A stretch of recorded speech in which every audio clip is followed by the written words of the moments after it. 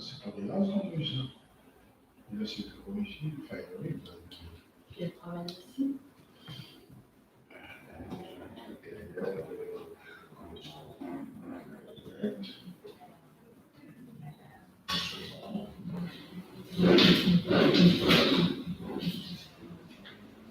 Hariom. Hariom. Oh! Ça va, merci. Juste une revenant. Ça fait plaisir de te voir. Merci. Il n'y a pas eu le choix. Je suis là, je ne peux pas faire autrement. J'étais en Bretagne, il y avait 6 ans le quart, je dis là, j'ai le temps d'aller la déposer, on va dire, c'est pas possible, on va aller quoi. Bah oui, bah voilà. C'est ce qu'on a fait. Et du coup, ça l'a obligé à être présent physiquement. Très bien. Ça va pas? Ouais. Et Fatigué? Ça n'arrête pas. Ben, c'est rien. Non, ça va. Ça nous a fait le tour, mais... et Rania. Oui. Qui n'est pas en ce moment, comme dit Créole, tous les ans, 12 mois. Et en plus, nous, à notre âge, ça compte.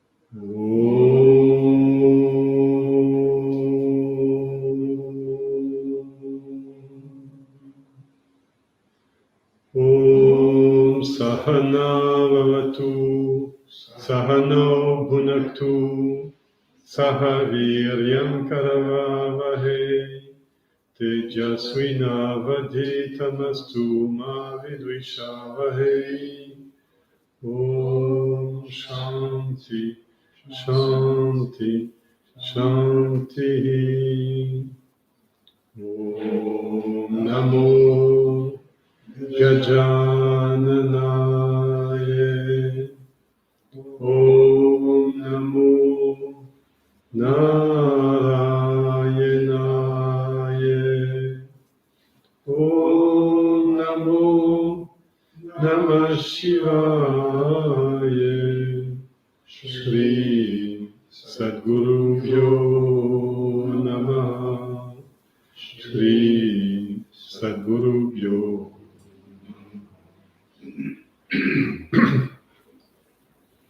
Peut-être fermer la porte une seconde.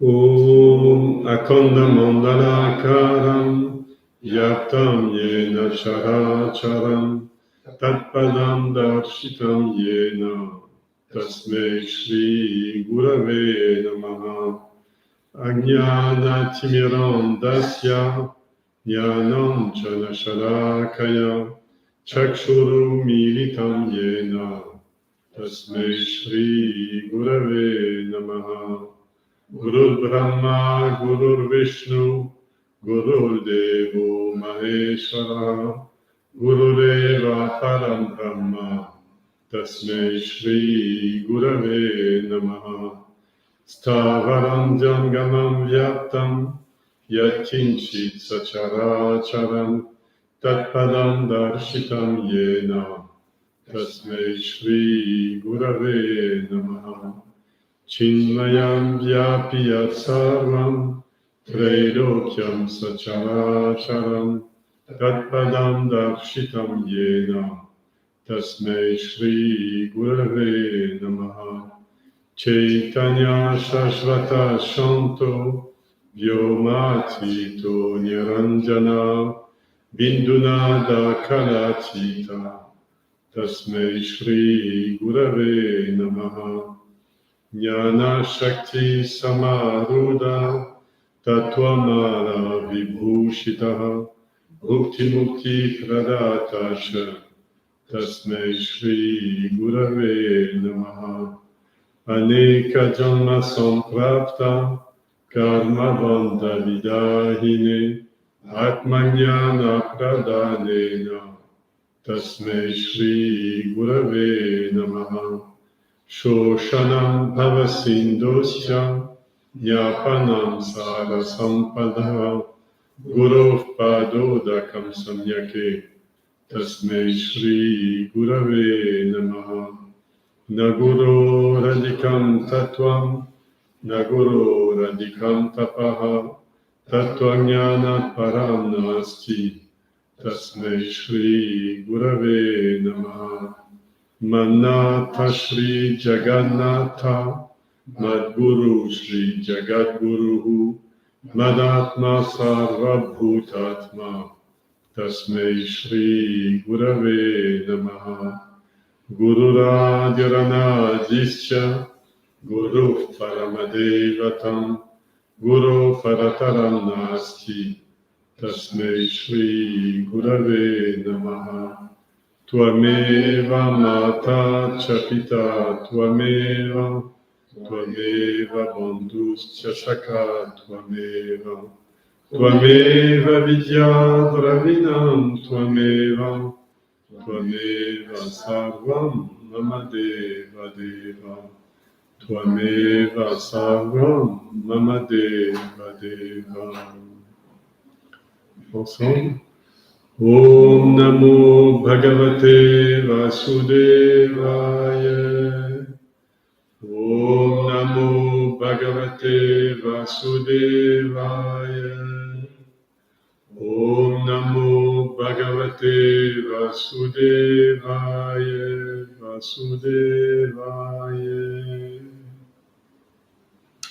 Hari Om. Alors la dernière fois, on avait terminé l'histoire de Prithu et il faut retenir que ce qu'il faut en retenir, c'est que Prithu était le roi du monde, c'est lui qui a instauré ce qu'on appelle le système du travail de la terre et de l'effort pour obtenir quelque chose. Avec peut-être une seule image qu'il faut retenir, c'est que, en fait, une vache ne donne pas volontairement son lait, une abeille ne donne pas volontairement son miel, une fleur ne donne pas volontairement son fruit. C'est-à-dire que c'est un effort coopératif qui fait que l'homme s'occupe de la nature produit à profusion le bon lait de la terre nourricière sous pleine forme de plantes, de fruits, de lait, de miel, etc. Et à chaque fois, il y a une personne qu'on appelle le veau qui sait recueillir ce fruit et le partager aux autres. Et donc, un laitier qui est le gourou qui conduit tout cela aux autres. En fait, les deux grands personnages jusqu'à présent qu'on a vus dans la lignée c'est Dhruva, qui est devenu l'étoile polaire, et Prithu, qui était le roi de la Terre. Ok ? On passe à toute autre chose, on va rentrer dans une très grande histoire. C'est l'histoire de Puranjana, mais aujourd'hui, on ne va pas faire d'histoire. On va faire l'explication du contexte, une espèce de prélude à cette histoire parce que le Bhagavatam le présente comme ça, et ça va sûrement vous rappeler beaucoup de choses, puisqu'on va parler en grande partie de ce qu'est le rituel et ce qu'est le sacrifice. Alors, comme toujours, je vous le lis et puis on va le commenter. Le roi Prachina Bhari. Alors, peut-être avant que je commence, on évacue ça tout de suite. Prachina, ça veut dire tourner vers le sud. Bhari, c'est-à-dire les herbes, l'herbe de Pusha ou d'Arba ou Kasha, c'est-à-dire ce qui sert à faire les tapis de méditation, les organes de rituel. Quand il y a par exemple l'eau,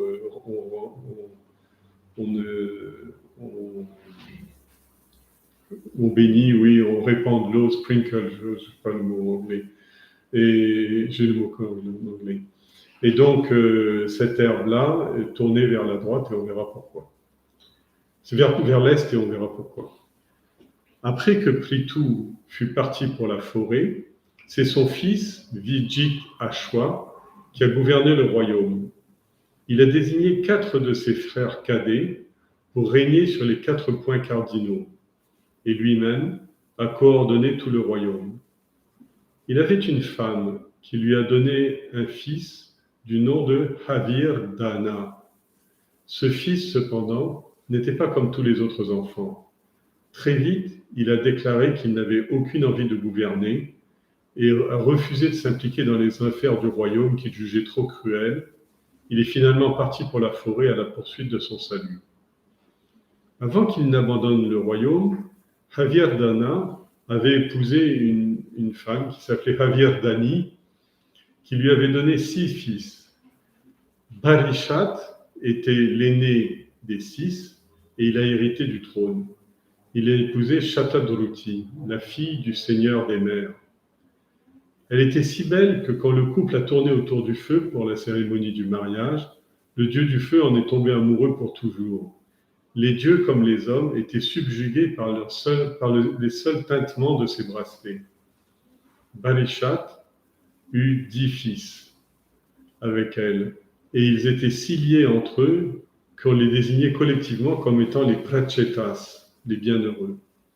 Ils ont grandi en devenant pieux et de grands érudits du Dharma. Ils étaient toujours dévoués à Narayana. Leur père leur a demandé de perpétuer la descendance du clan, et pour s'y préparer, ils sont entrés au fond des mers pendant 10 000 ans pour y effectuer d'intenses austérités. En chemin, Sri Rudra leur est apparu sous la forme de Parameshwara et leur a délivré la Rudra Gita, dans laquelle il donne des instructions sur la façon d'adorer et de méditer pour atteindre la grâce de l'être suprême.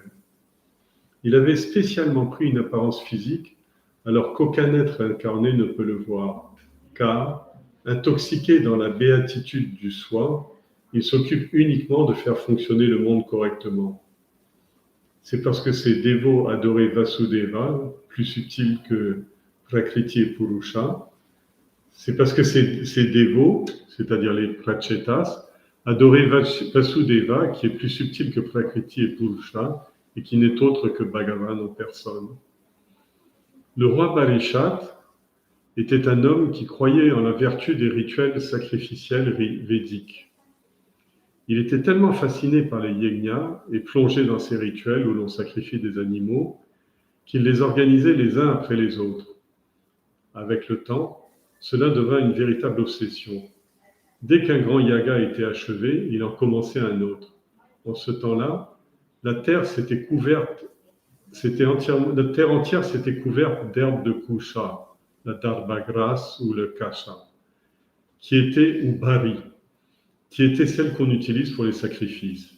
Il reçut donc le nom de Prachina Bari à cause de toute cette herbe de kusha dont la pointe des fagots sur lesquels on sacrifiait les bêtes était tournée vers l'est. Pendant que ses fils étaient en train d'accomplir leurs austérités dans l'océan, le père les avait oubliés tant il était occupé à accomplir ses sacrifices. Le sage Narada finit par le prendre en pitié et se dit « Ce bon roi perd son temps et il gaspille toute sa vie à poursuivre le karma kanda, la voie du rituel, qui ne l'aide pas du tout à se préparer au salut. Je dois aller lui montrer le chemin bien plus facile de la bhakti, et ainsi je vais le sauver. » Narada partit donc trouver le roi Barishat. Ce dernier lui témoigna tout l'honneur dû à son rang, et après l'avoir placé sur un siège élevé, il s'assit lui-même par terre à ses pieds. Narada s'enquit ensuite du bien-être des gens du pays. Puis, se lançant soudain dans une tirade contre le ritualisme, il lui dit « Ô roi, j'observe que vous êtes toujours engagé dans l'accomplissement d'une foule de yajnas. Mais savez-vous que vous ne réaliserez jamais le salut au moyen de ce karma kanda? Éradiquer la souffrance et arriver au bonheur sont les seules choses que l'homme souhaite faire dans ce monde. Mais aucun de ces deux buts n'est atteint par le ritualisme dont la pratique n'assouvit aucun de ces deux désirs chez celui qui officie. Y aurait-il un troisième objectif que j'ignore et que vous poursuivez? Dites-moi, que cherchez-vous à atteindre lorsque vous pratiquez d'incessants yajna? Le roi lui a répondu, Monseigneur, je suis tellement prédisposé au karma kanda et tellement impliqué dans l'accomplissement des cérémonies que mon intellect ne voit pas plus loin. Je ne suis pas en mesure de penser à un troisième objectif. Le salut ne m'était pas venu à l'esprit jusqu'à aujourd'hui. Ayez la bonté de me dire ce que je dois faire pour atteindre le salut. Je me rends compte que j'ai été complètement stupide. J'ai été tellement absorbé par l'aspect karma ritualiste des yajnas que pas une seule fois je n'ai envisagé les autres chemins, c'est-à-dire les yogas dont parlent les écritures sacrées. Et je n'ai même jamais pensé à moksha. Un homme qui chemine sans finalité sur les voies du samsara est comme une araignée sur sa toile. Il considère l'amour pour sa femme et ses enfants, pour son foyer, pour ses biens, pour le royaume, comme étant l'alpha et l'oméga de sa vie. Il est stupide et il ignore les moyens d'atteindre les rives de l'autre monde. Son implication dans les choses de ce monde est telle qu'il n'a pas considéré qu'il y a une autre vie après cela, qu'il y a un autre monde auquel il faut se préparer. Seigneur, pendant toutes ces années, j'ai été comme ça, et tout d'un coup, vos paroles m'ont fait réfléchir un peu. Jusqu'à présent, je n'avais pas le temps de penser car j'étais totalement occupé à agir. Et maintenant, vous me dites que cela ne m'amènera pas à l'autre monde. Que dois-je faire alors? S'il vous plaît, enseignez-moi une méthode avec laquelle je peux me libérer de l'esclavage du karma. Que dois-je faire pour me débarrasser de mon obsession sacrificielle et obtenir le salut? Je vous en prie, aidez-moi. Le sage Narada lui dit, d'abord, examinons ce que vous avez gagné à accomplir ces sacrifices, plus nombreux que le grain de sable sur une plage. Suivez-moi, je vais vous montrer le bénéfice engrangé. Le sage conduisit le roi sur la terrasse du palais. Avec son pouvoir yogique, il convoqua devant eux les vaches et les autres animaux que le roi avait sacrifiés pendant si longtemps. Regardez, lui dit Narada, regardez bien ces milliers et ces milliers d'animaux que vous avez tués au nom de yajna. Ils s'en souviennent tous très bien et n'attendent que votre mort pour se venger. Là, ils vont se jeter sur vous avec rage et vous mettre en lambeaux avec leurs cornes qui sont dures et pointues comme des tiges d'acier. Le roi regarda les animaux, puis Narada, et il ne dit plus un mot. Narada le ramena à l'intérieur du palais, où il lui dit « Maintenant, pour vous sortir de cette situation, je vais vous raconter l'histoire de Puranjana. C'est une histoire qui est aussi vieille que ces collines. Écoutez-la attentivement et vous pourrez l'apprécier. C'est une très belle histoire d'amour entre un bel homme et une adorable demoiselle. Asseyez-vous et écoutez-moi attentivement. » Voilà le passage d'aujourd'hui. Alors, au point de vue du récit, il n'y a pas grand-chose à dire, si ce n'est que c'est d'une façon très nette la condamnation du karma kanda, c'est-à-dire de la voie ritualiste. Alors, après qu'on reprend l'histoire et on va la décortiquer un petit peu. Après que Prithu fut parti pour la forêt, c'est son fils Vijit Ashwa. Vous vous rappelez la semaine dernière quand on parlait de Vijit Ashwa, c'était le fils de Prithu et il a été glorieux, c'est-à-dire il était parti pourchasser Indra qui avait volé le cheval sacrificiel. Ce que je ne vous ai peut-être pas expliqué, c'est pourquoi quand il est revenu avec le cheval sans avoir tué Indra, est-ce qu'on lui a donné ce titre de victorieux sur le cheval? C'est-à-dire que globalement, sa gloire, ça a été de ne pas tuer Indra, c'est-à-dire de ne pas verser le sang, de ne pas se venger son père, etc. Tout ce qu'il voulait obtenir, c'était le cheval sacrificiel, et donc il avait ramené, c'est pour ça qu'on lui a donné ce titre de Vijit. Vijit, ça veut dire le vainqueur, Ashwa, qui a ramené le cheval ou du cheval. Et donc ce fils, qui était très noble, très grand, etc., il a gouverné le royaume. Et il il avait beaucoup de frères. Mais parmi ses frères, il y avait 4 de ses frères cadets, 4 de ses petits frères, qu'il aimait particulièrement. Je ne vous ai pas mis les noms, mais il leur a demandé de régner sur les 4 points cardinaux, lui-même assurant la coordination de tout le royaume.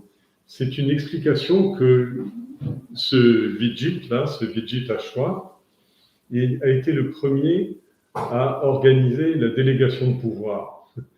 Et il l'a fait sur le modèle, en fait, vous savez, il y a les 4 palakas, c'est-à-dire les gardiens des points cardinaux. Et lui, il a pris ses frères et il a donné une région du royaume qui était orientée vers un de ces points cardinaux. Donc, il s'appliquait, et lui, il est resté dans la capitale, il ne voyageait jamais dans ces contrées, mais il était dans la capitale, il faisait la coordination parce qu'il avait toute confiance dans ses frères et dans la délégation qu'il faisait. Et donc, ça vous rappelle rien, ça, ce symbole? Ça rappelle Brahma, le créateur, avec les 4 points cardinaux. La première chose qu'il a fait, c'est qu'il a projeté les 4 directions avant la création.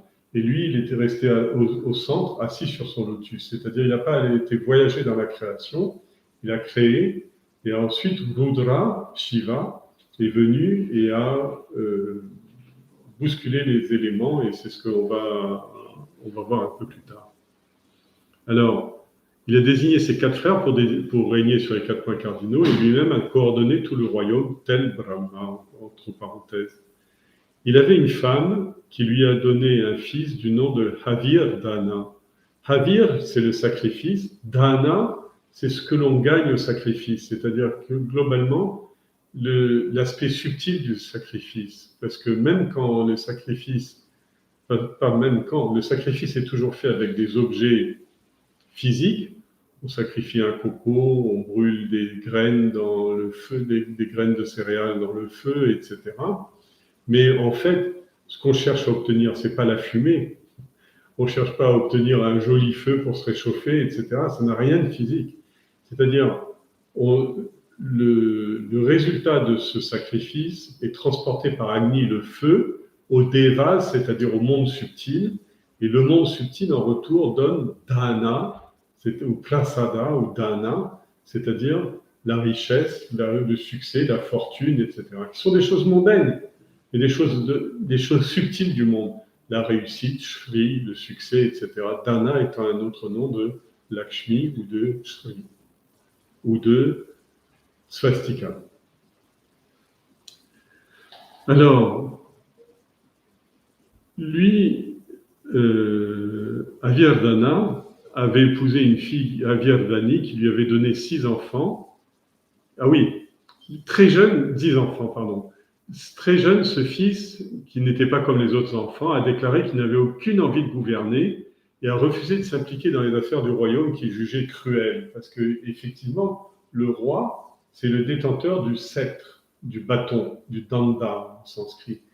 Et c'est celui qui est le régulateur, c'est-à-dire qu'il est obligé d'exercer une autorité sur le peuple ou les gens, quelle que soit la caste, que ce soit une autorité sur les intellectuels, une autorité sur les commerçants, une autorité sur les militaires, etc. Il est le chef de tout ça. Et c'est symbolisé par le sceptre ou le danda en sanskrit. Et donc, lui, Avirdana, c'est-à-dire celui qui gagnait son bien-être ou ses bienfaits par l'accomplissement des sacrifices, il jugeait que ses actions étaient trop cruelles. Il est parti pour la forêt à la poursuite de son salut. Alors, je ne l'ai pas dit dans l'histoire là, mais quand vous allez dans le texte du Bhagavatam, en fait, il a fait un satrayagna, c'est-à-dire un sacrifice de 10 000 ans. Il a fait un sacrifice qui a duré 10 000 ans et qui était entièrement dans le monde subtil, c'est-à-dire ce sacrifice était dévoué à Atman et uniquement sur le plan psychique, tout seul dans la forêt, en dédiant tout ça au soi. Et ensuite, il a atteint la réalisation absolue avec un moksha qui a été du premier coup parfait, sans aucune évolution. Il est rentré directement dans l'au-delà. Mais avant qu'il n'abandonne le royaume pour faire ce fameux Satra Yaga, Avirdhana avait épousé Avirdhani, c'est-à-dire une femme qui était aussi la beauté du sacrifice ou la grandeur de l'esprit de sacrifice, qui lui avait donné 6 enfants. Barishat a été le premier. Barishat, chat, ça veut dire 100. Bari, 100 touffes d'herbe de bari ou d'herbe de couchin. Et c'est lui qui a hérité du trône. Il a épousé Shatadruti, la fille du seigneur des mers, et elle était si belle que quand le couple a tourné autour du feu pendant la cérémonie de mariage, le dieu du feu est tombé amoureux pour toujours. Les dieux comme les hommes étaient subjugués par sa beauté, à tel point que les seuls tintements de ses bracelets suffisaient à les rendre fous.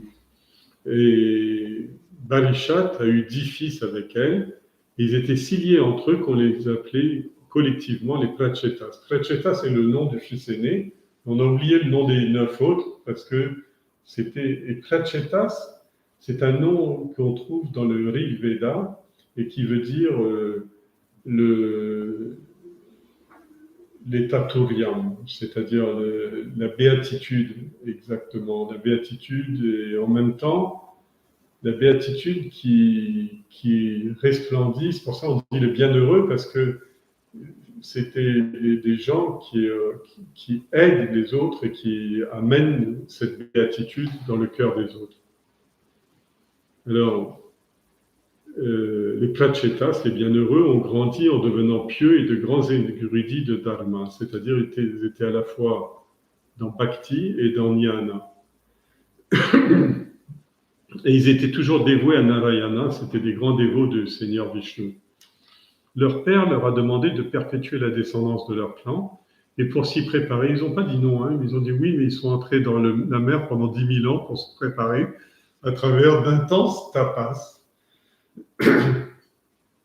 Alors, quand on parle de leur rencontre avec Sri Rudra, c'est sur la plage. C'est pas sur la plage, mais c'est en chemin où ils allaient vers l'océan, où ils allaient rentrer dans l'océan. Alors Sri Rudra est apparu devant eux sans même qu'ils le demandent. Or, Rudra, si vous vous rappelez l'histoire de la création du monde, Rudra ne pouvait pas s'occuper des créatures. C'est-à-dire, il s'est occupé de l'énergie uniquement. C'est pour ça, Rudra, le nom veut dire le hurlement, comme le hurlement du feu, du volcan, etc. Donc, pardon. Oui, ce cri donc qu'il a poussé, déjà bébé, Brahma lui a dit, écoute, tu ne peux pas t'occuper avec cette violence et cette force, etc. Tu ne peux pas t'occuper du monde. Tu vas t'occuper uniquement de l'expansion de l'univers. Un petit boulot, c'est-à-dire cette explosion de l'univers, c'est, en sanskrit, c'est ce qu'on appelle le Rudra. D'accord ? Et en fait, c'est l'aspect tamas de la création.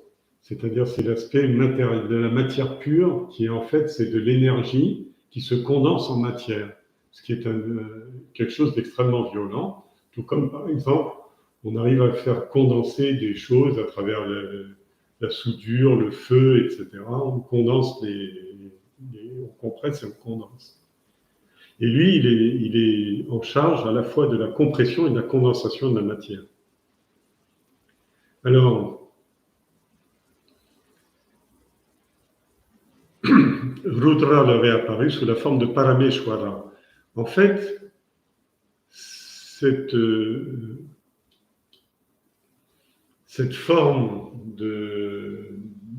divine est la plus haute des déterminations, puisque le monde, c'est avant même la création du monde, où tout de suite, dès que l'idée de création est faite, cette expansion de l'univers, cette explosion, en langage scientifique, on appellerait aujourd'hui le Big Bang, qui est perpétuel, puisque le monde est en perpétuelle expansion.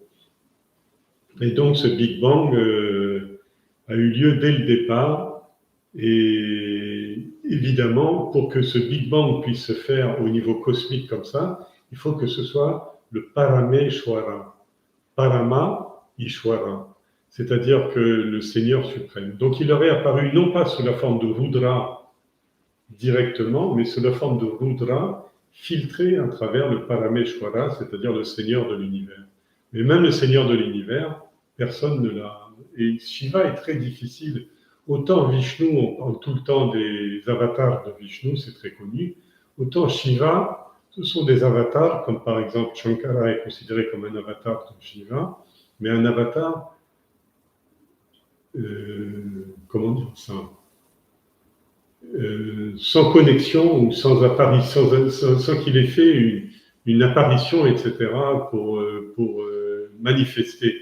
Il manifeste la connaissance de Shiva, mais il ne se présente pas comme par exemple un roi ou un guide du monde qui mène les hommes. Alors, je m'excuse, j'ai une voix un peu difficile aujourd'hui. Alors, et il leur a délivré la Rudra Gita parce qu'ils étaient des disciples de Bhagavan. En fait, la Rudra Gita, tout le monde connaît la Bhagavad Gita, mais il y a plusieurs Gita. Gita, c'est ce qu'on appelle des chants célestes, c'est-à-dire un condensé de tout l'enseignement spirituel d'une façon absolument dramatique et magnifique. Et ça mélange le chant, la poésie, etc. Donc, ceux qui sont familiers, et vous êtes tous familiers avec la Bhagavad Gita, vous avez une idée, le chant du bienheureux, le chant bienheureux du Seigneur, etc. On peut donner plusieurs traductions, mais en tout cas, Gita veut toujours dire un chant céleste, une musique divine, un message divin qui est donné à la fois sur le plan émotionnel et sur le plan rationnel et également sur le plan physique. Comme Arjuna qui reçoit des conseils de vie physique, mène ton combat, relève-toi, etc., qui lui donne une vision cosmique à travers le Vishwarupa, il voit tout l'univers et tout, et en même temps il lui donne l'enseignement à travers beaucoup de chapitres et tous les yogas dont on va parler un peu plus tard. Alors en fait, ce Rudra Gita est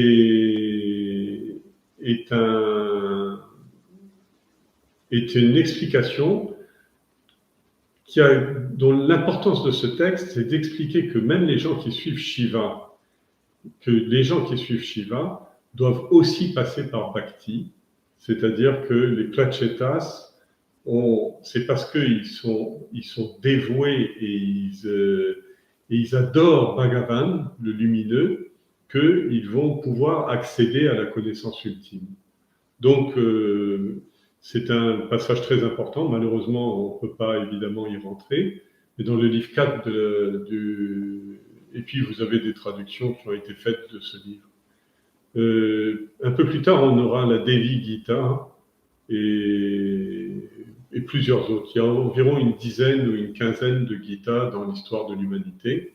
Et à chaque fois, c'est des textes qui sont très courts, très condensés, et qui servent de support à des maîtres spirituels pour enseigner leurs disciples, parce que c'est des dialogues, là, entre Rudra et Prachetas, mais entre Krishna et Arjuna, c'est toujours un dialogue et un chant dans lequel l'instructeur va donner l'upadesh, c'est-à-dire l'enseignement ultime, et il va le donner sous une forme, comme je vous ai dit, de chant céleste. Ça va ? Alors,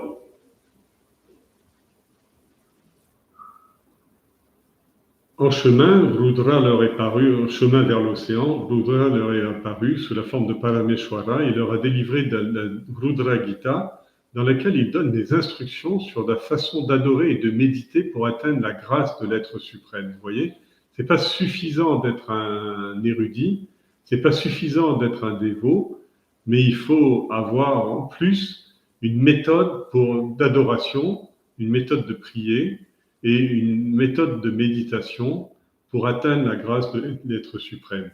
Il avait spécialement pris une apparence physique alors qu'aucun être incarné ne peut le voir, car intoxiqué. Pourquoi est-ce qu'on ne peut pas le voir ? Parce que intoxiqué dans la béatitude du soi, il ne s'occupe uniquement que de faire fonctionner le monde correctement. Et c'est parce que ces dévots adoraient Vasudeva, qui est plus subtil que Prakriti et Purusha, et qui n'est rien d'autre que lui, Bhagavan, le Seigneur glorieux. Le roi Barishat était un homme qui croyait en la vertu des rituels sacrificiels védiques. Il était tellement fasciné par les yajnas et plongé dans ces rituels. Alors, quand je dis rituels sacrificiels védiques, je pense que j'ai éclairci de ce dernier point la dernière fois en vous expliquant qu'en principe, un yajna se fait sur le plan intérieur et dans le monde subtil. Mais malheureusement, l'histoire de Barishat, c'est-à-dire que certains, je vous avais expliqué que certains brahmines ont considéré que quand on parlait de tuer l'animal, au lieu de comprendre qu'il s'agissait de l'ADN animal qu'on a en nous, c'est-à-dire le tissu de choses qui nous relie encore au monde animal et qu'on doit absolument tuer si on veut accéder au monde divin, eh bien, eux, ils ont compris qu'il fallait aller tuer des animaux à l'extérieur. Et dans le Bhagavatam, dans les notes que je vous avais données la dernière fois, il est dit que ces brahmines-là sont même l'ennemi du rituel védique parce que c'est une dénaturation de la notion. Et donc, Barishat est tombé dans ces rituels sacrificiels védiques. Et lui, encore dans les rituels des brahmines, on sacrifiait un cheval ou on sacrifiait un animal. Et on faisait ça, par exemple, le sacrifice du cheval, il fallait que le cheval soit élevé, n'ait jamais été attaché depuis sa naissance, qu'on ne soit jamais monté dessus, qu'il soit considéré comme un être particulièrement noble et tout. On doit le suivre pendant 1 an partout où il veut aller, on ne donne pas un enclos et tout. Et au bout d'1 an, après beaucoup de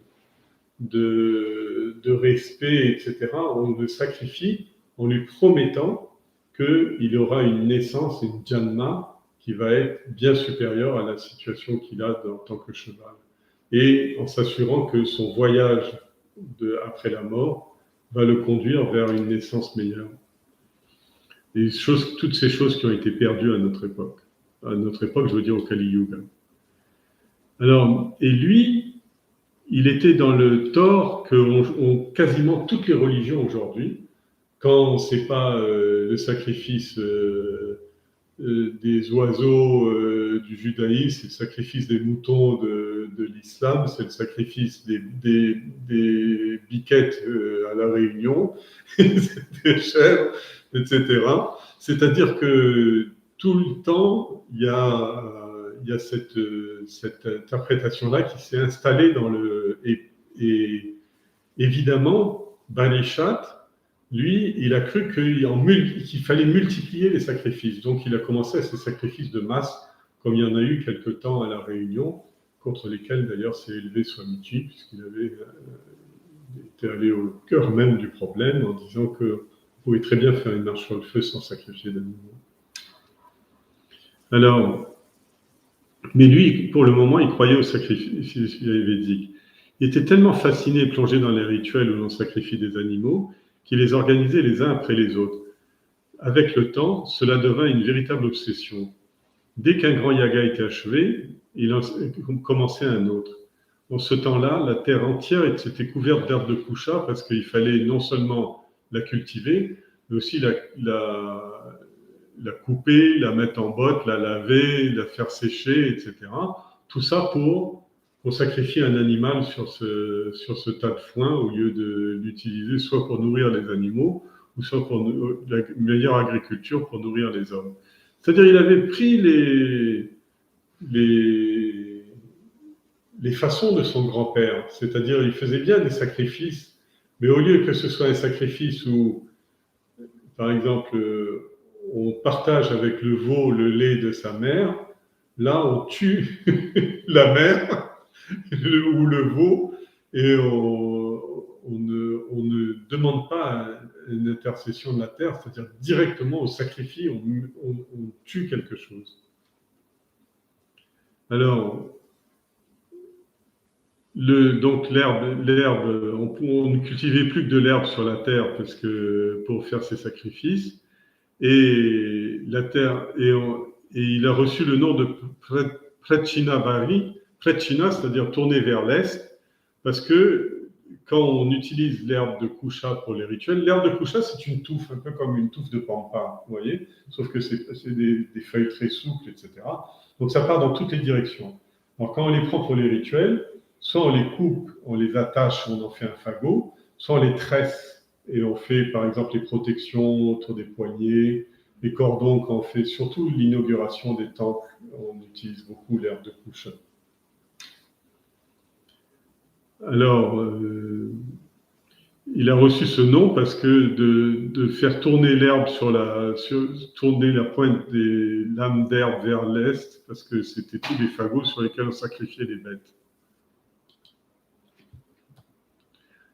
Pendant que ses fils étaient en train d'accomplir leurs austérités, leurs 10 000 ans d'austérité sous la mer, le père les avait oubliés tant il était occupé à ses sacrifices. Le sage Narada. Alors Narada, je vous ai expliqué, il voyage dans les 3 mondes et il ne prend pied dans le monde des hommes que lorsqu'il a besoin d'aider les hommes. C'est pour ça que d'où son nom, Nara, qui veut dire l'homme et en même temps la fluidité. L'homme, n'oubliez pas, est considéré comme fluide parce que sa principale caractéristique, c'est le mental, et le mental est un fluide. Et donc, Narada, et Da veut dire ami. C'est l'ami de l'homme, c'est le bienfaiteur de l'humanité. Narada finit par le prendre en pitié, il dit, ce bon roi perd son temps, et gaspille toute sa vie à poursuivre le karma kanda qui ne l'aide pas du tout à se préparer au salut. Je dois aller lui montrer un chemin bien plus facile, celui de Bhakti, et ainsi je le sauverai. Narada partit trouver le roi Parikshit. Ce dernier, oui, je ne vous ai pas dit, Bari, cette herbe de Kusha dont je vous ai parlé, là, vous vous rappelez d'où elle venait? Je vous avais raconté d'où elle venait. C'était les soies fines du sanglier Varaha lorsqu'il était à la recherche de la terre. C'est-à-dire, tout ça pour dire que c'est une herbe qui est très ancienne et qu'on retrouve dans les couches géologiques les plus anciennes de la Terre parce qu'elle était... alors, scientifiquement, on dit ça, mais mythologiquement, c'était les poils du sanglier quand il partait dans les fourrés partout pour chercher où était passée la terre. Alors, il laissait ses poils les plus fins, pas les grandes soies dures, mais des poils fins, et c'est eux qui ont poussé, qui ont donné cette herbe de Kusha.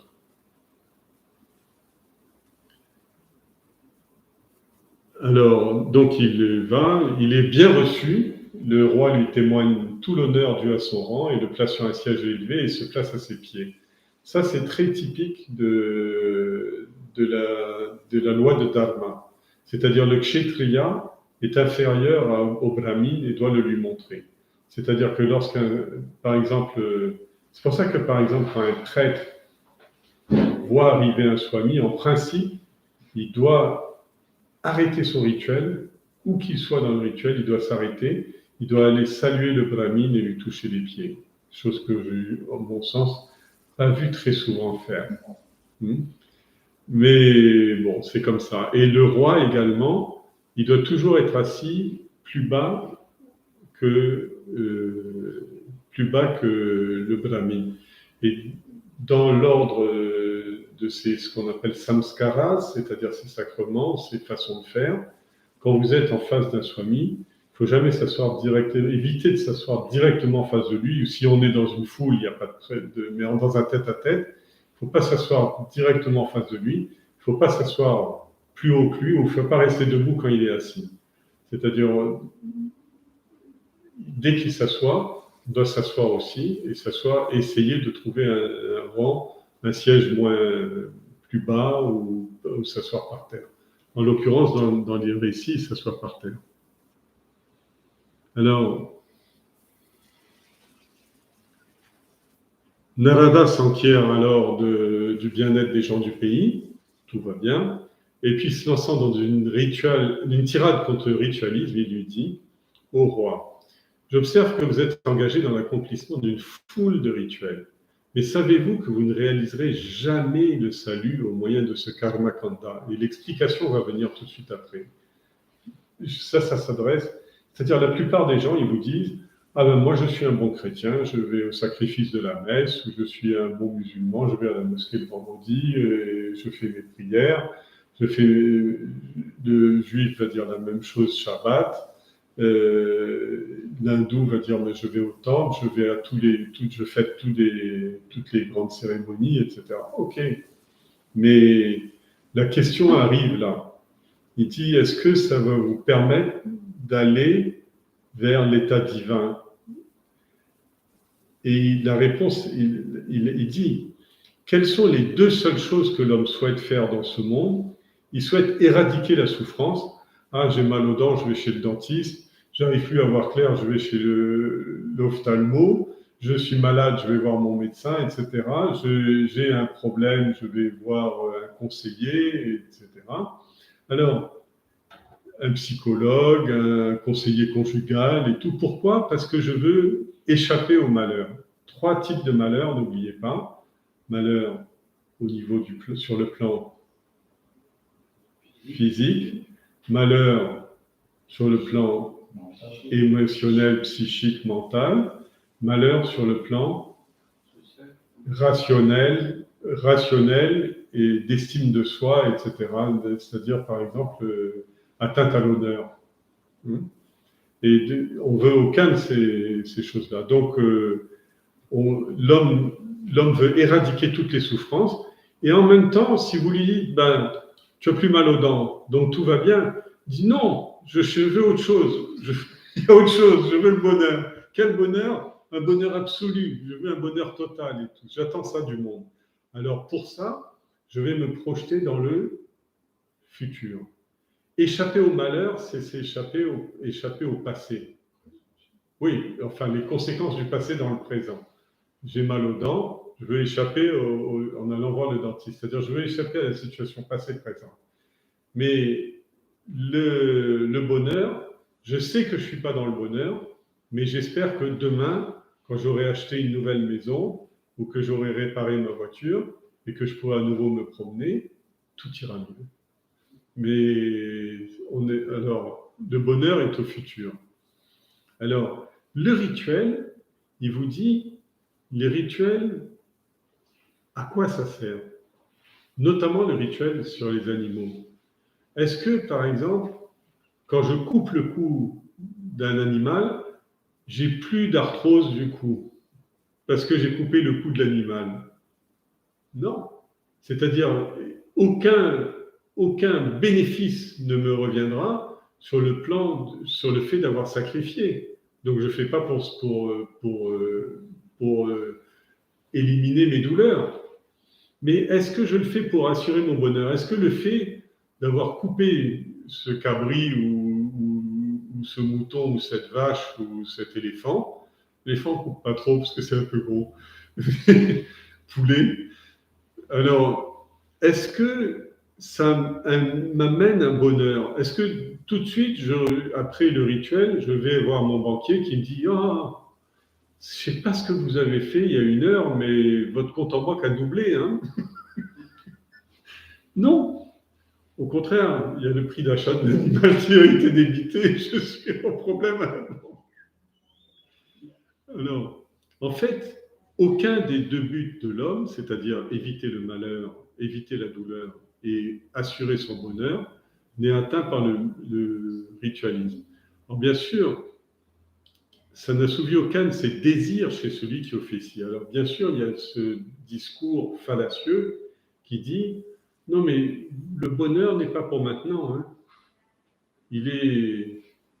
C'est du mérite. C'est-à-dire vous allez acquérir un mérite, mais où est-ce que vous acquérez ce mérite? Le mérite punyam s'acquiert directement dans l'esprit. Même s'il se manifeste ultérieurement, mais à l'état causal et à l'état subtil, vous pouvez le retrouver déjà dans votre esprit directement. Le mérite, le punyam, comme le papam, le péché. Quand vous faites un péché, le remords s'installe tout de suite dans l'esprit. quand vous faites quelque chose de noble, une belle action, etc., le mérite, vous le ressentez. Vous pouvez faire le modeste en disant non, mais j'y suis pour rien, etc. Mais n'empêche que vous savez tout de suite que vous avez fait quelque chose de bien. Et donc, il dit, dans les sacrifices, mais pas seulement les sacrifices d'animaux, hein, les sacrifices matériels, par exemple, j'ai offert tant de choses, etc. Est-ce que offert en rituel, en offrande rituelle, tant de choses et tout, c'est bien.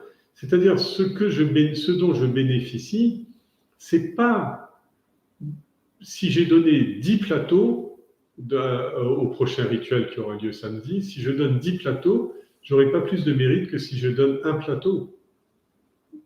Ou si j'y vais avec tout mon cœur, parce que j'ai pas eu le temps d'aller faire mon plateau, etc.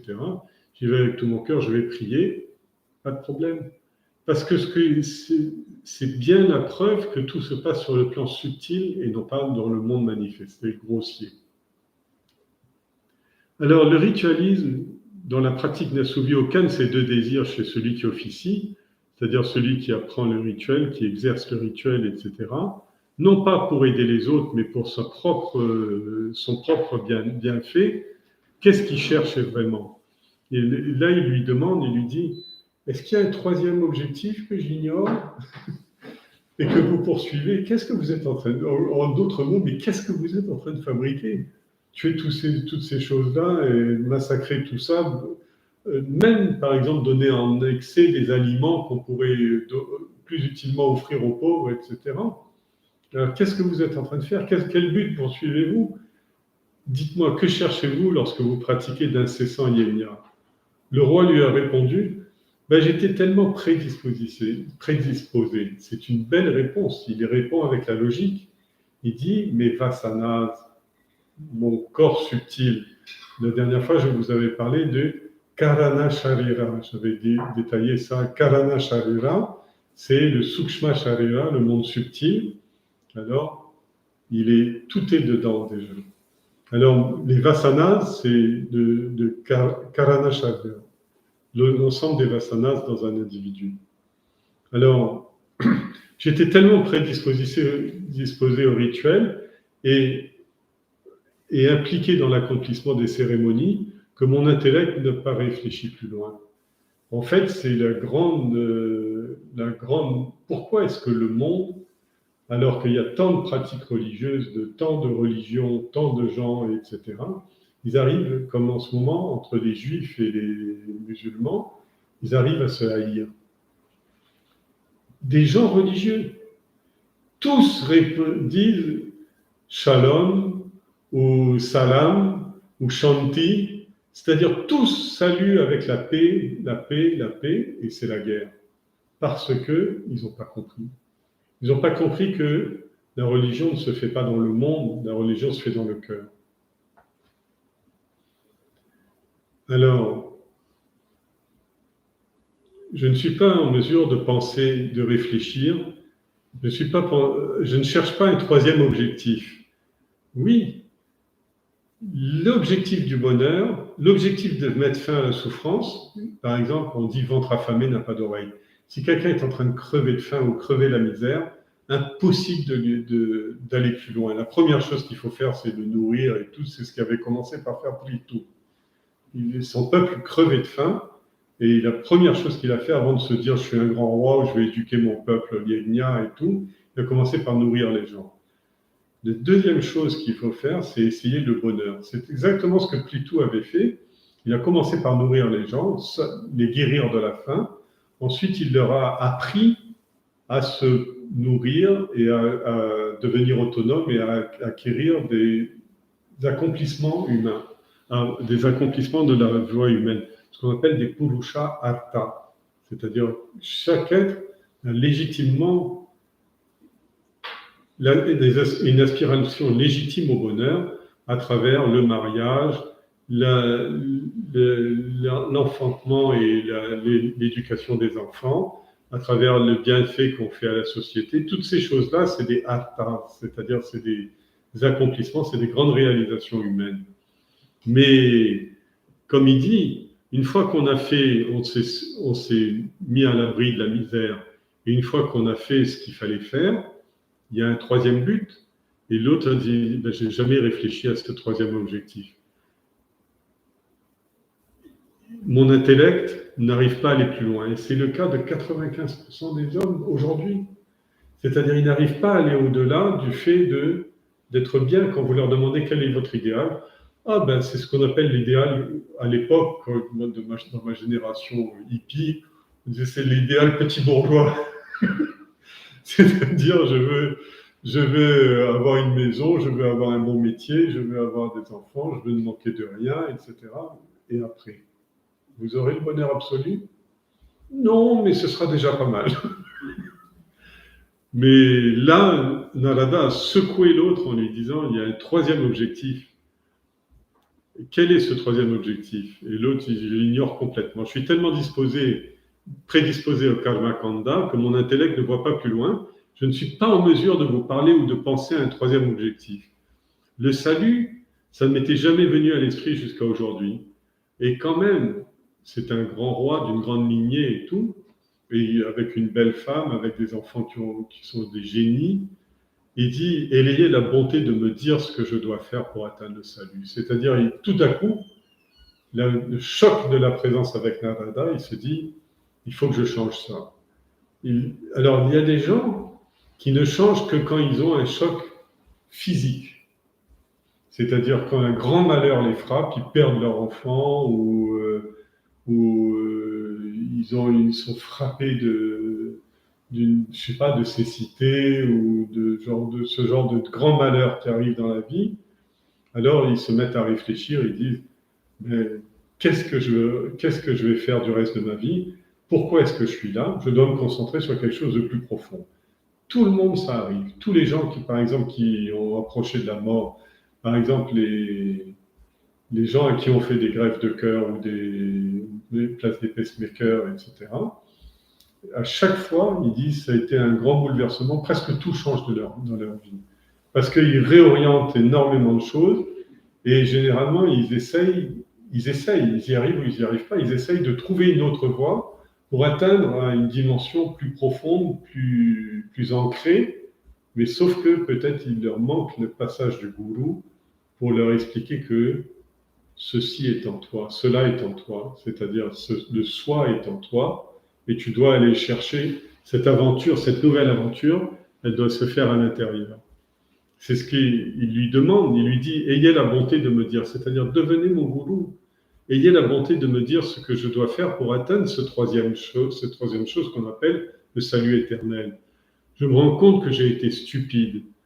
Si intelligent, si royal que j'ai été stupide. J'étais tellement absorbé dans l'aspect ritualiste des yajnas, des écritures sacrées aussi, que pas une seule fois je n'ai envisagé les autres chemins, c'est-à-dire les yogas.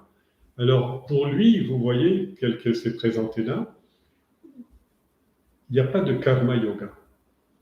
Il y a un karma kanda, c'est-à-dire il y a la voie des œuvres et il y a la voie de l'union qu'on appelle les yogas. Et dans les yogas, vous avez forcément karma yoga, mais c'est karma sannyasa yoga, comme dit le 5e chapitre de la Gita. C'est le renoncement à l'action, c'est le yoga du renoncement à l'action, du dépassement de l'action. Ça, c'est un yoga. Mais le yoga tel que, par exemple, on pratique dans les temples aujourd'hui, on ne peut pas dire que c'est une forme de yoga à ce moment-là, parce que c'est pas assez. Le yoga, c'est quelque chose qui met l'individu en harmonie, en alignement avec sa réalité la plus profonde, intérieure la plus profonde. Mais les autres, les ritualistes, ils sont encore complètement plongés dans le monde extérieur, et ce qu'ils font est plonger dans l'extérieur. C'est pour ça qu'ils parlent de ça, en disant que l'aspect karma des yajnas. Pas une seule fois je n'avais envisagé d'autres chemins, c'est-à-dire les yogas dont parlent les Écritures. Alors là, l'image est vraiment belle. Un homme qui chemine sans finalité, c'est-à-dire finalité, c'est pas de dire bon, ma finalité c'est de devenir député ou président de la République ou je sais pas quoi. C'est pas les finalités. C'est pas ces finalités dont on parle. C'est ma vie a une finalité intérieure, ma vie a un sens profond que je dois découvrir et sur lequel je dois me baser pour ma trajectoire. C'est-à-dire, une fois que cette personne a compris qu'elle était unique, qu'elle avait un sens profond, une conscience profonde ancrée en elle, elle va se demander, mais qu'est-ce que je dois faire pour aller vers ce chemin-là, pour aller vers ce chemin d'introspection. Mais les autres, ils sont comme des araignées. L'araignée, elle se promène où? Sur sa toile. D'où vient la toile? C'est elle qui a tissé sa toile. Elle a tissé sa toile. Mais la toile que tissent les hommes, c'est le ménage, le métier, l'éducation des enfants, les œuvres sociales, etc. Alors, la personne se tisse une toile. Un tel est mon cousin, un tel est mon neveu, un tel est mon ami, un tel est mon ennemi, etc. Alors, il tisse une toile comme ça, et l'araignée, elle se nourrit de ce qui est capté par sa toile, c'est-à-dire les proies physiques qui tombent dans sa toile. Alors là, tout d'un coup, vous vous apercevez que l'araignée qui était restée immobile pendant 3 jours, tout d'un coup, elle va à une vitesse, elle a une agilité, une dextérité absolument incroyable, championne du 100 mètres, ou du 10 cm plutôt, et elle se précipite sur sa proie. Et l'homme fait exactement ça, c'est-à-dire il est tout le temps en train de se précipiter sur les proies quand l'occasion se présente. Et qu'est-ce qu'il fait avec ça? C'est-à-dire il tisse sa toile, il embobine ses proies dans les fils des vasanas, c'est-à-dire dans ses cocons des vasanas, et il met bien de côté tout ça. Mais l'araignée, souvent, elle finit par être tuée par un coup de savate avant d'avoir pu manger toutes les proies qu'elle a bien empaquetées tout autour de sa toile. Je plaisante. Alors, un homme qui chemine sans cette finalité profonde sur les voies du samsara, c'est-à-dire les voies du monde illusoire, est comme une araignée sur sa toile. Il considère l'amour pour sa femme, l'amour pour ses enfants, l'amour pour son foyer, l'amour pour ses biens, l'amour pour son royaume ou son pouvoir, comme étant l'alpha et l'oméga de sa vie. C'est-à-dire, en sanskrit, il n'y a pas alpha, oméga, mais les tenants et les aboutissants de tout ce pourquoi il se mobilise. Il est stupide. Stupide pourquoi? Parce qu'il sait que la mort va mettre fin à tout ça. Mais il fait comme si ça allait durer toujours. Il est stupide et il ignore les moyens d'atteindre les rives de l'autre monde. Il sait aussi, parce que, encore une fois, la réalisation spirituelle est un fait déjà accompli. La connaissance spirituelle est un fait déjà accompli.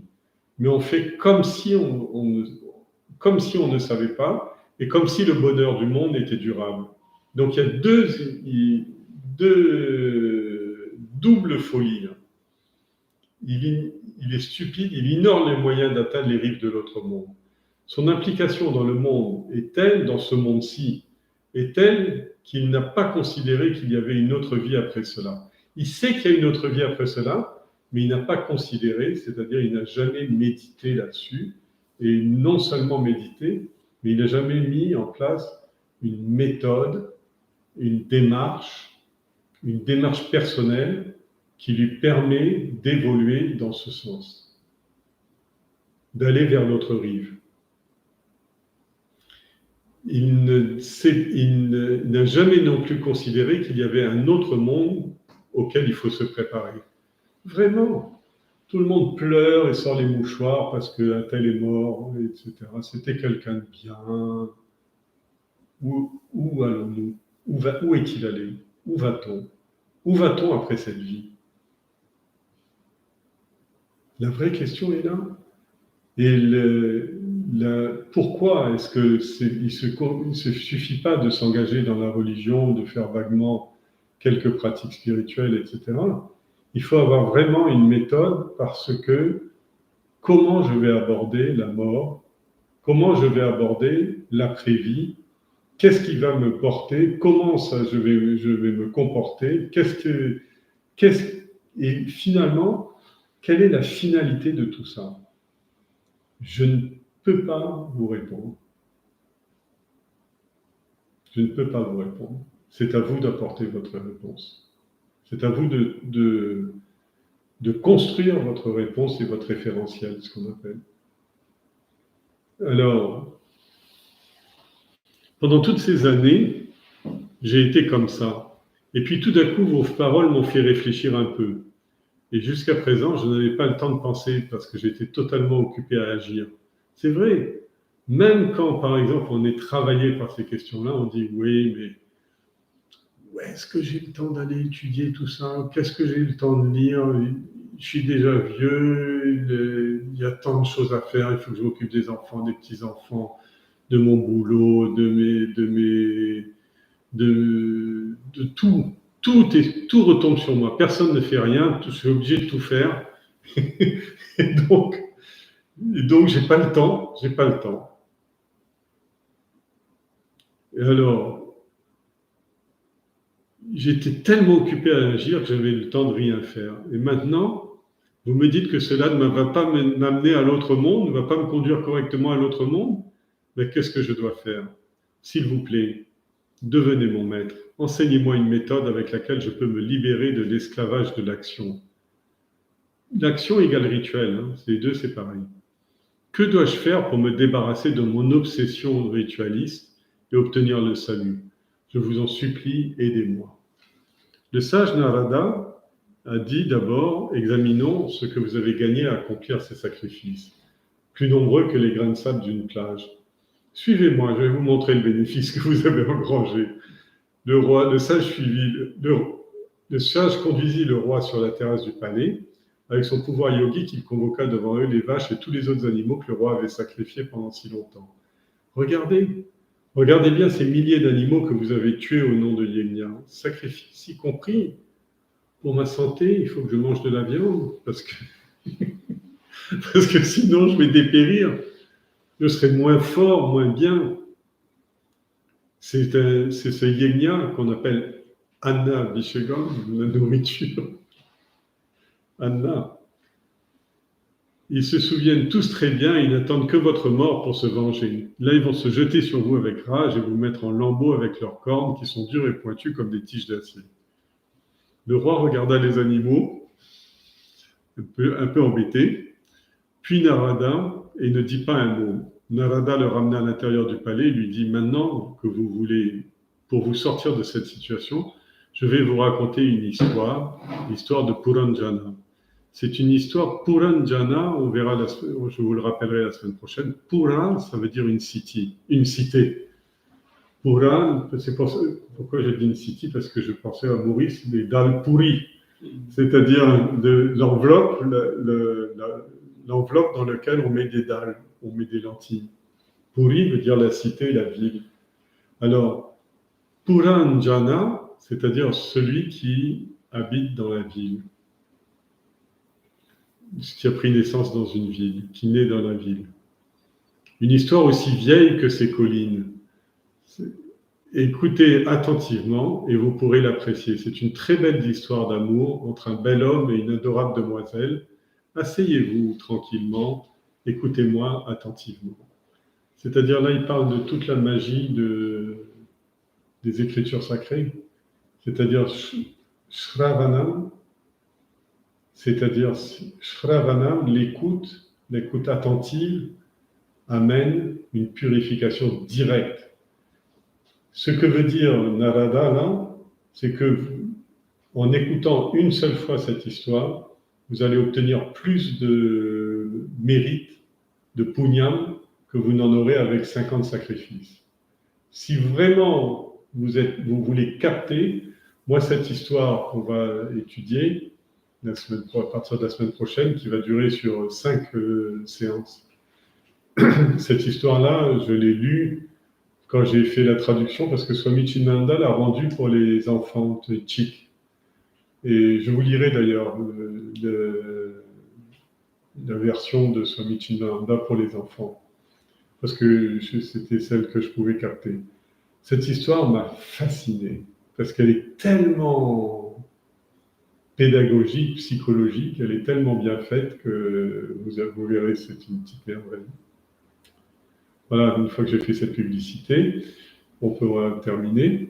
Mais je voulais juste vous rappeler que tout à l'heure, j'en ai parlé un petit peu, Annabhishegam, c'est un très grand rituel qui est dédié à la nourriture, qui est traitée à l'alimentation, qui est traitée comme une divinité. La nourriture est traitée comme une divinité et l'alimentation est considérée comme un acte sacré. C'est un rituel par lequel on va recouvrir le lingam de riz blanc et on va lui offrir des fleurs, etc. Et à partir de ce riz-là, après, on partage le riz avec différents caries en même temps et on partage la nourriture. Donc ce rituel, samedi, à partir de 18h30, si vous avez l'occasion, c'est une belle cérémonie. C'est vraiment magnifique. C'est long et difficile parce qu'il faut arriver à faire tenir tout ça, etc. Mais c'est une merveille. C'est une merveille artistique et en même temps, on mange très bien parce que c'est très propre, très bien fait, etc. Et en plus, on n'a que des belles pensées et des belles choses. Vous savez, le rituel, il y a des bons sons comme le son de la cloche ou des chants. Vous avez de bonnes odeurs comme le rulpati ou le parfum des fleurs. Vous avez tous les sens de perception, les 5 sens de perception doivent être captivés par le rituel. Oui, l'odorat, le toucher, etc. Tous les sens de perception doivent être hypnotisés par le rituel. Et en amenant les 5 sens de perception dans le rituel, on amène en même temps l'esprit derrière, l'esprit mental qui ressent une grande émotion et en même temps, si on est capable d'avoir de langage symbolique, alors la lecture symbolique complète le tout parce qu'il y a la compréhension, l'émotion, l'expérience par les sens et tout ça, passer un bon moment. En principe, pendant 1 heure ou 1 heure et demie, on ne fait pas de péché. On fait la prière de fin.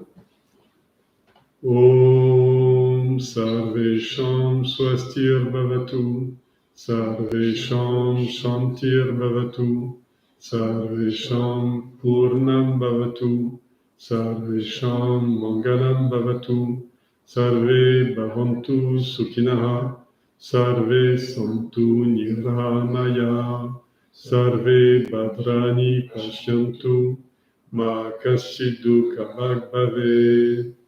Om Asato Ma Sadgamaya, Tamaso Ma Jyotirgamaya, Pretyoma Amritangamaya.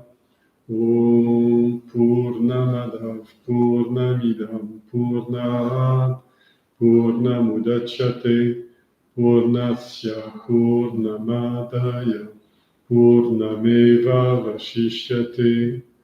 Om Shanti Shanti Shanti. Hari Om Shri Gurubhyo Namaha. Hari Om. Om Tat Sat. Merci à la salle. Hari Om. Bonne soirée. Jeudi prochain, c'est le 2. Jeudi prochain, oui. C'est le 2. Oui. Pour le rituel, c'est pas nécessairement un prêtre qui fait le rituel. Non. On a un échelle. Non. Quand celui que j'avais fait, celui que j'avais vu, effectivement, c'était très difficile de faire coller le riz sur l'anse. Oui, ça dépend. C'est-à-dire qu'il faut savoir choisir la qualité du riz. Ça m'intéresse. En principe, pour être clair, on le fait avec du riz thaï. Parce qu'il est un peu plus gluant. Le riz basmati, c'est très difficile de le faire. Ouais. Comme dit au créole, ça prend même pas la sauce. Allez, Mario, je ferme.